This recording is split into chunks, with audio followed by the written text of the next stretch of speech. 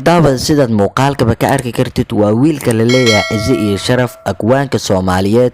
oo baraha bulshada ee barta social media gaar ahaan aalada TikTok wacdarada ka dhigo oo la leeyahay agwaan Ciise iyo Sharaf oo hadda baraha bulshada muuqaal qaaban laga soo qarxiyay maadaama qofkii labaad oo muuqaalka qaaban laga soo qarxiyay uu noqdo agwaan Ciise iyo Sharaf oo ka soo hadlay dhankiisa muuqaalka laga soo qarxiyay in ay runtahay uusan inkirin maadaama uu ku cadeeyay si aan kula wadaaga fadlan nagu soo biro channelka subscribe noo dhagan baleelkan u fur muuqaalkan la wixii fikrad ka qabtidna qaybta commentiga noo wadaag agwaan Ciise iyo Sharaf oo dadka oo idil ay u yaqaanaan agwaanka Soomaaliyeed oo TikTok-gana uu ku soo galo asigoo hadallo oo jecel iyo hadallo agwaannimo uu ku cadeen oo badana uu bartaasi TikTok-ga talentigaasi uu ku joogo agwaanka oo muuqaal uu qaaban yahay laga soo qarxiyay muuqaalkaasi uu sheegay qof oo saaxiibo eeyiin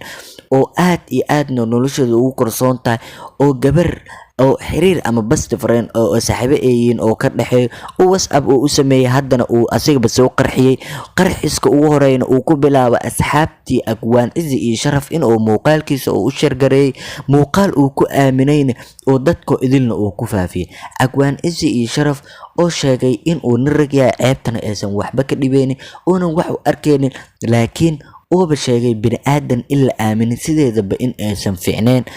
waxaan inaan ku kalsoonaanay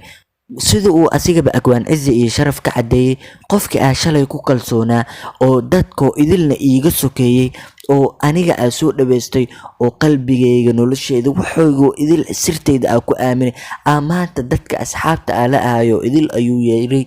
sirteyda u faafisay haddana agwaan Ciise iyo Sharaf in loogu soo hanjabay muuqaalka sidaad ka arki kartid commentiga loogu soo hanjabay gabadha ka faafisay muuqaalada ee ugu soo hanjabtay agwaan Ciise iyo Sharaf ee tiray muuqaalada haday kugu yariyay inta ay soo dirtay laba jibaarkeeda ayaa haya hada iswaawashid ama baryootami weysay waa soo badinaya oo barta social media ayaa ka arki doonta kan muuqaalkan kaliya hada barta social media ka aragtay waa hordhac filin hordhac lagaaga dhigayo waaye agwaan Ciise iyo Sharaf oo sheegay in uusan waxba ka cabsaneynin maadaama uu ka wareelay asxaabtiisa qoraalo u soo qoray agwaan maxaa kugu dhax muuqaalkan laga keenay maxaa waa arintaas maxaa ka jir agwaan Ciise iyo Sharaf oo arinta asigaba been aanan sheegin oo runta ka cadeeyay inuu asiga yahay oo qof WhatsApp asiga uu gacantiisa ugu sameeyay oo best friend ee saaxiibtinimo ka dhaxayso dadkan ugu sokeeyo ay ka soo qarxisay muuqaaladan oo u diray codad sirsir ee barta social media logo keentay maadaama aalada TikTok-ga ay muuqaaladaasi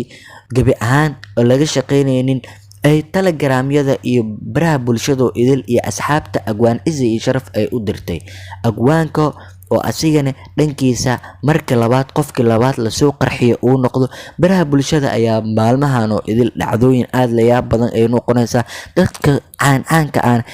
aad iyo aad hadda loo soo qarxinayo muuqaalkiisa ayaan kula wadaagi doonaa agwaanka soo dhawow fikrad ka qabtidna qaybta commentiga noola wadaag soo dhawow daawad